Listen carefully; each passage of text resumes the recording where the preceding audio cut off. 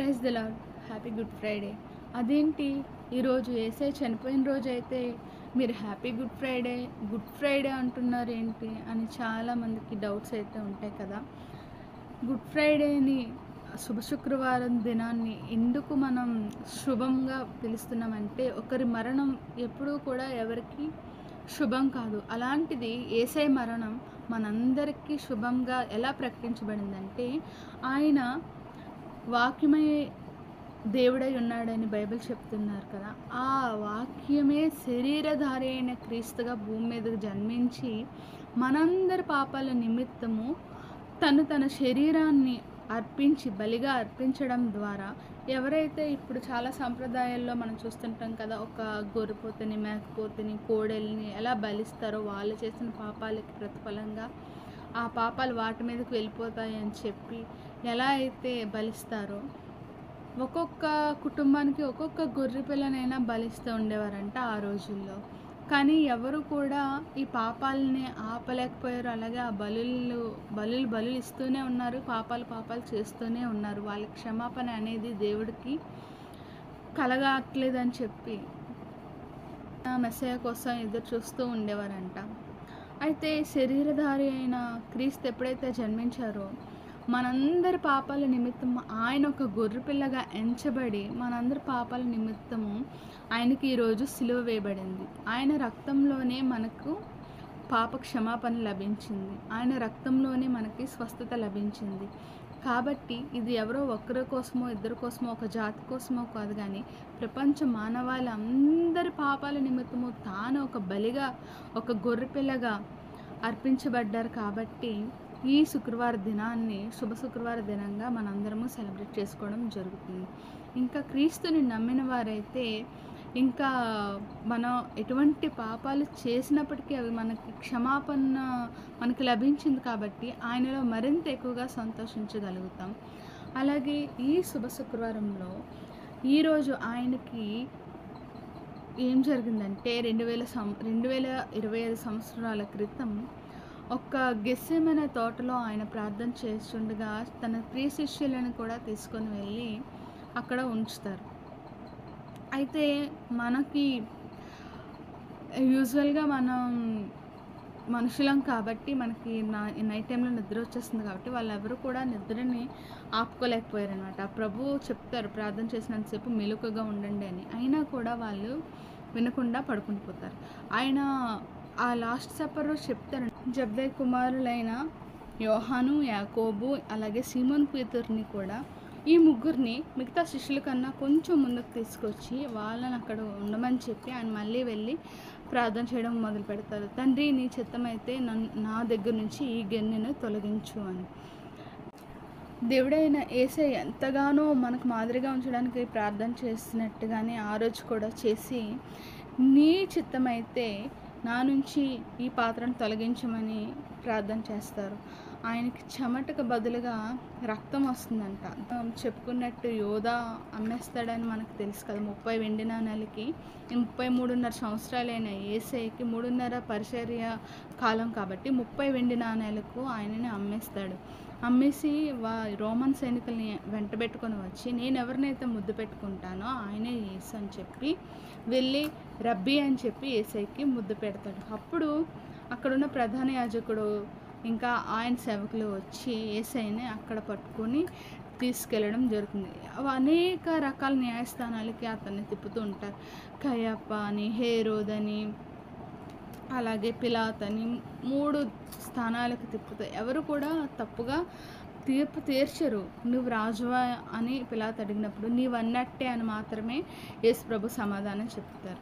మనలాంటి వాళ్ళకైతే ఆ సిలువ వేసిన బాధకన్నా వాళ్ళు అంటున్న మాటలు విని మనం ఎంతగా గాయపడతాం. అలాంటిది దేవుడు మన కోసం దిగి వచ్చి మన కోసం తాను ముందుగా చెప్పినట్టుగా తన ప్రాణాలను ఎవరు తీయలేరు, తన ప్రాణాలను ఇచ్చేవాడు ఆయనే, తిరిగి తీసుకునేవాడు ఆయనే అని ప్రవచనం ద్వారా ఆయన నెరవేర్పును బట్టి ఆయన వచ్చారు. కానీ ఈ ప్రజలందరూ కూడా సిలువ వేయండి అని చెప్పి కేకలు వేస్తున్నారంట. అప్పుడు ఉదయం 9 గంటలకి ఆయనకి సిలువ వేయడం జరుగుతుంది. మొత్తం 6 గంటల సేపు ఆయన సిలువ మీద వేలాడుచూ ఉంటున్నారు. కరెక్ట్‌గా 3 గంటలకి తన ప్రాణాన్ని తండ్రి అయిన దేవునికి అప్పజెప్పుకోవడం జరుగుతుంది. అయితే ఈ సిలువలో ఉన్న టైంలో 9-12 వరకు 3 మాటలు, అలాగే 12-3 వరకు 4 మాటలు చెప్తారు. ఎవరైనా చూడండి, మనకి చిన్నపిల్లలైనా ఎవరైనా వాళ్ళు మొదటి మాటలను మనం ఎంత దీనిగా రికార్డ్ చేసుకొని భద్రపరుచుకొని ఎంత మురిసిపోతామో, అలాగే ఎవరైనా గొప్పవాళ్ళు పెద్దవాళ్ళు మన ఫ్యామిలీలో ఎవరైనా వాళ్ళు చనిపోయినప్పుడు ఎవరితో ఏదైనా చెప్తారా, ఏదైనా విషయం ఉంటుందా, లేదా ఎవరంటే ఎక్కువ ప్రేమ ఏంటి అని తెలుసుకోవడానికి చనిపోయే ముందు మాటలు కూడా మనకు అంత ముఖ్యమే. అలాగే యేసుప్రభు వారు సిలువలో ఉన్నప్పుడు 7 మాటలు పలుకుతారు. అందులో మొదటిది, తండ్రి వీరేమి చేయుచున్నారో వీరికి తెలియదు కనుక వీరిని క్షమించుము అని చెప్పి అక్కడున్న రోమా సైనికుల కోసం, యూద ప్రజలందరి కోసం కూడా క్షమాపణ కోరుతారు. ఆయన ఉన్న పరిస్థితి ఏంటి, అదే ఇంకొకరు ఎవరైనా ఉంటే అన్ని చిత్రహింసలు 39 కొరడా దెబ్బలు తట్టుకొని రోడ్డు అంతా కూడా ఆయన రక్తపు చారకలతో నడుచుకుంటూ ఆ సిలువను మోసుకుంటూ ఆ గొల్గొతా కొండ వరకు కూడా 14 స్టేషన్లు అంత దూరం ఉంటుందంట.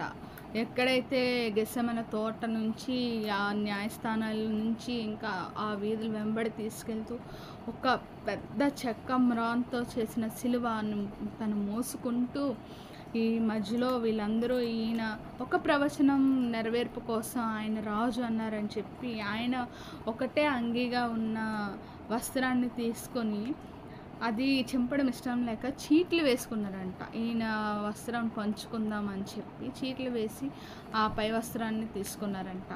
ఆయన అంగీ లాంటిది కట్టి, నువ్వు రాజు కదా అని చెప్పి హేళన చేస్తూ ముళ్ళతో అల్లినటువంటి కిరీటాన్ని ఆయన తలమై పెడతారంట. అలాగే నువ్వు రాజు కదా, రాజు అయితే చేతిలో దండం ఉండాలి కదా అని ఒక పెద్ద సన్నగా పొడవుగా ఉన్న ఒక రెల్లుని తన చేతిలో పెడతారట. ఎంతగానో అవమానిస్తారండి యేసు. ఎందుకంటే ఆయన అలా చేస్తేనే మనకు పాప క్షమాపణ. ఆయన భిక్షం పెడితేనే మనం ఈరోజు ఇలా అందరం బతుకున్నాం. ఇన్ని సంవత్సరాలు ఎన్ని ప్రళయాలు వచ్చినా ఎందుకు అంతరించుకోవట్లేదంటే ఆయన ఆ రోజు చేసిన త్యాగం.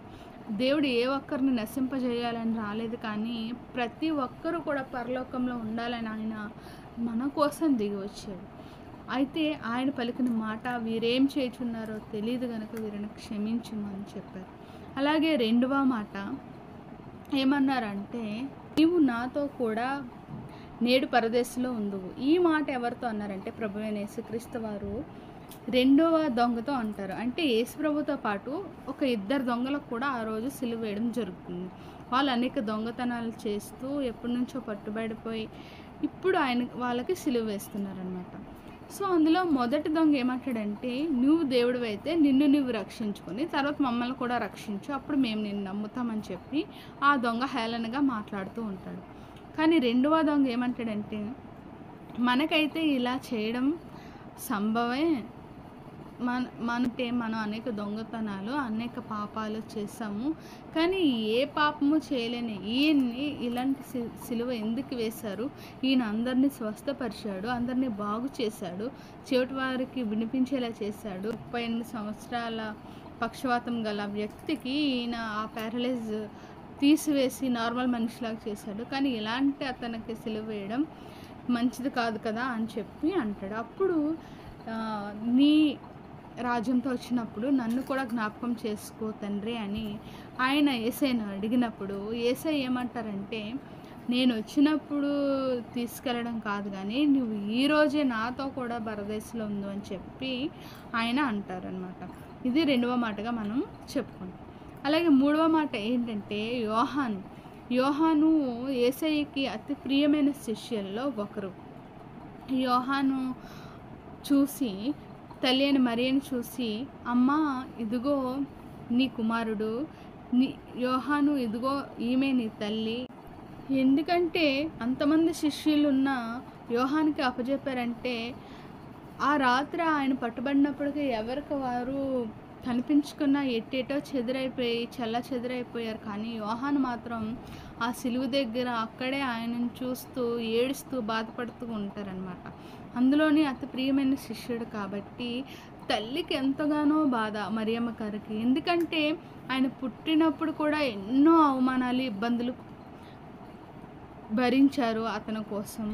ఆయన పరిశుద్ధాత్మ వలన ఈ లోక రక్షకుడు పుడతాడని చెప్పినప్పుడు కూడా ఈ యోధా ప్రజలు చాలా అవమానించారు ఆమెని. అలాగే స్టిల్ ఇప్పటికీ కూడా చాలామంది మరియమ్మను అగౌరవపరుస్తూ ఏవేవో మాట్లాడుతూ ఉంటారు. అదంతా చెప్పాలన్న ఉద్దేశం కాదు, కానీ ఒక శరీరధారి అయి ఈ భూలోకానికి వచ్చేటప్పుడు కన్య గర్భాన పుట్టాలనే ఒక ప్రవచన నెరవేర్పు కోసం ఆయన ఎన్నుకోబడ్డారు. కాబట్టి ఆమెను ఎంతగా అవమానించినా ఆమె తీసుకుంది, ఏమనలేదు, వదిలేసింది. కానీ ఇప్పుడు 33.5 సంవత్సరాల కొడుకు తన కళ్ళ ముందే అలా సిలువలో చూసి ఆమె ఎంత అల్లారు ముద్దుగా పెంచుకుని ఉంటుంది.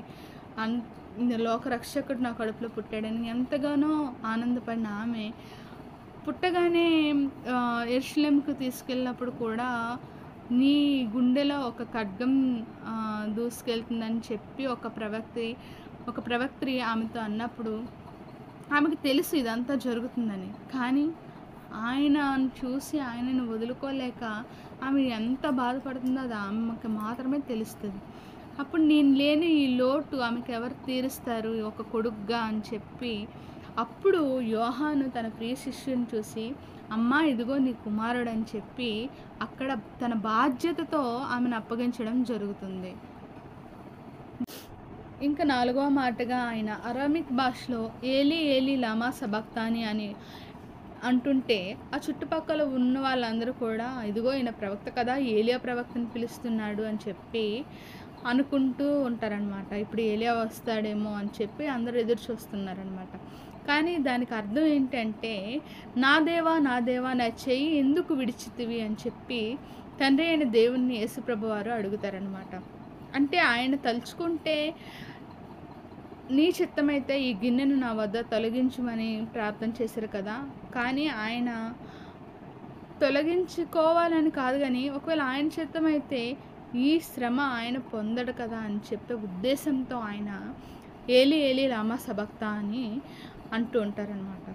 కానీ వీళ్ళందరూ కూడా ఇప్పుడు ఏలియా వస్తాడేమో, ఆయన ఎలా అయితే అగ్నిరథాలతో కొనుక్కోబడ్డాడో మళ్ళీ అలాగే వస్తాడేమో అని చెప్పి వీళ్ళందరూ ఎదురు చూస్తూ ఉంటారు, ఈ రోమా సైనికులు ఇంకా యోధా ప్రజలు. కానీ అటువంటిది ఏమీ జరగదు.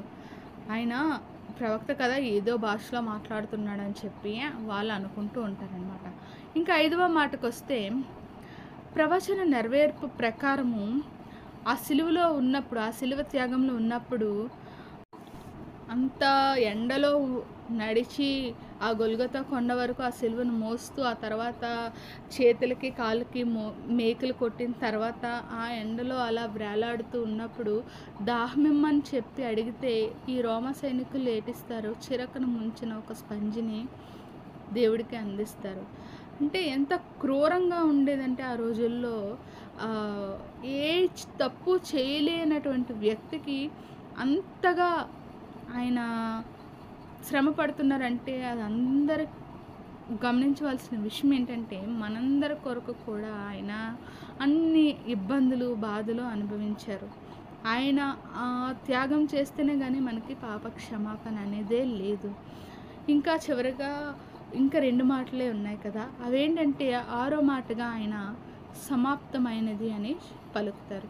సమాప్తమైనది అని పలకడం ఏంటంటే, ఆయన ఈ ఫిజికల్గా ఉన్నటువంటి బాడీ కోసమే కాక ఇంకా అయిపోయింది నా పని అయిపోయింది అన్నట్టుగా కాదు, కానీ సమాప్తమైనది అనే మాటకి స్పిరిచువల్గా అర్థం ఏంటంటే, నేను ఏ పని కొరకైతే వచ్చానో ఆ పని తండ్రి ఆజ్ఞ ద్వారా నేను నెరవేర్చాను, ఇంకా నేను చేసినటువంటి ఈ త్యాగం సమాప్తమైందని చెప్పి ఆయన ఆ సిలువలో 6వ మాటగా పలుకుతారు.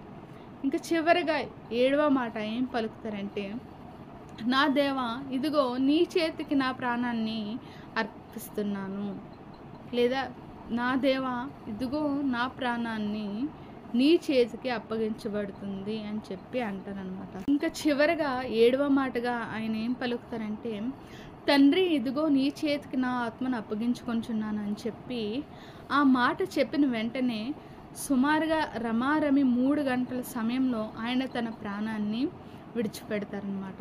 12 గంటలకే చీకటి కమ్మేస్తుంది. ఈ 3 గంటలకు ఏమవుతుందంటే ఒక పెద్ద భూకంపం వస్తుందనమాట. ఒక జపాన్‌లో ఉన్నటువంటి చరిత్రకారుడు కూడా ఆహ్, ఆ చరిత్రకారుడంటే అతనికి ఈ యెరూషలేం ఎక్కడుందో ఆ టైంలో తెలుసో లేదో కూడా తెలీదనమాట. కానీ ఇదే డేట్‌లో ఇదే టైంకి ఇలా పెద్ద భూకంపం సంభవించినట్టుగా అతను ఒక పుస్తకంలో రాయడం జరుగుతుంది. అంటే అప్పుడు ఆ కాలంలో అది ఎంత పెద్ద భూకంపం సంభవించిందో మనకైతే ఇప్పుడు నాసా కూడా అది నిరూపించడం జరిగిందనమాట. ఏ టైంలో, ఏ సమయంలో అంత పెద్ద భూకంపం వచ్చింది అని చెప్పి. అయితే రోమా సైనికుడు ఒకతను ఆయన చనిపోయాడా లేదా అని చెప్పి ప్రక్కలో బల్లెంతో పొడుస్తాడనమాట. పొడిచిన తర్వాత అక్కడి నుంచి రక్తము ఇంకా నీరు కలిసి బయటకొస్తుంది. అంటే ఒక ప్రవచనం ప్రకారము ఒక ఎముకలు ఇరగనటువంటి ఒక ఏదైతే శ్రేష్టమైన బలి అర్పించబడాలో ప్రభువు తన ఒంట్లో ఏ ఒక్క ఎముక విరవబడకుండా తన శిలువ త్యాగాన్ని చేస్తారనమాట. ఈ విధంగా ఈ 7 మాటలు కూడా అంత ప్రాముఖ్యం పొందడానికి గల కారణం నజరేయుడైన యేసయ్య ఈ ప్రపంచ మానవాళ్ళందరి కోసం తనను తాను బలిగా అర్పించుకొని మన పాప క్షమాపణ నిమిత్తము ఆయన తన ప్రాణత్యాగం చేయడమే. God bless you.